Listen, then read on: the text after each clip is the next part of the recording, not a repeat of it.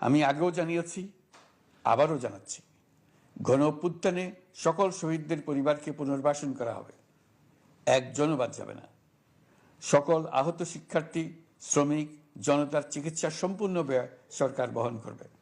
আহতদের দীর্ঘমেয়াদী এবং ব্যয়বহুল চিকিৎসা এবং শহীদদের পরিবারের দেখাশোনার জন্য স্বাস্থ্য মন্ত্রণালয়ের নেতৃত্বে একটি পূর্ণাঙ্গ তালিকা প্রস্তুত করা হয়েছে।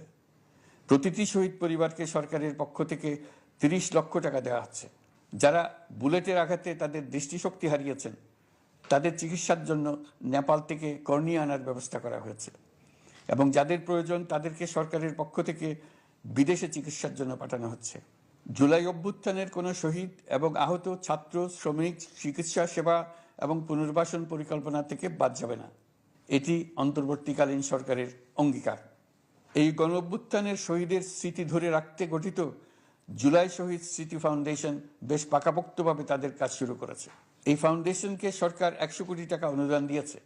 এছাড়াও জুলাই আগস্ট বিপ্লবে শহীদ পরিবারের পুনর্বাসন ও আহতদের সর্বোত্তম চিকিৎসা নিশ্চিত করার জন্য সমাজ কল্যাণ মন্ত্রণালয়ের পক্ষ থেকে ৫ মিলিয়ন মার্কিন ডলারের একটি বরাদ্দ প্রস্তাব অর্থনৈতিক সম্পর্ক বিভাগের মাধ্যমে বিশ্ব ব্যাংকে পাঠানো হয়েছে। পতিত স্বৈরাচার পুলিশকে দলীয় কর্মীর মতো ব্যবহার করেছে। বাধ্য হয়ে তাদের অনেকেই গণহত্যায় অংশ নিয়েছেন। খুবই স্বাভাবিক প্রতিক্রিয়া হিসেবে তারা জনরোষের শিকার হয়েছেন। এতে তাদের মনোবল অনেক কমে যায়। আমরা পুলিশের মনোবল ফিরিয়ে এনে তাদের আবার আইন শৃঙ্খলা রক্ষায় কাজে লাগানোর চেষ্টা করছি। এক্ষেত্রে অনেক দৃশ্যমান উন্নতিও হয়েছে। আইন শৃঙ্খলা রক্ষায় বাংলাদেশ সেনাবাহিনীকেও কিছু নির্বাহী ক্ষমতা দেওয়া হয়েছে, যা পরিস্থিতির দৃশ্যমান উন্নতিতে সহায়তা করেছে।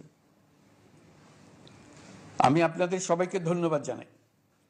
কঠিন এই সময়ে আপনারা সবাই অপরিসীম ধৈর্যের পরিচয় দিয়েছেন।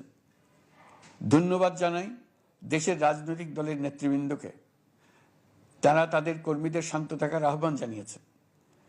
প্রতিশোধ স্পৃহায় লিপ্ত হয়ে কেউ যাতে হানাহানিতে জড়িয়ে না পড়ে সেই আহ্বান জানিয়েছেন।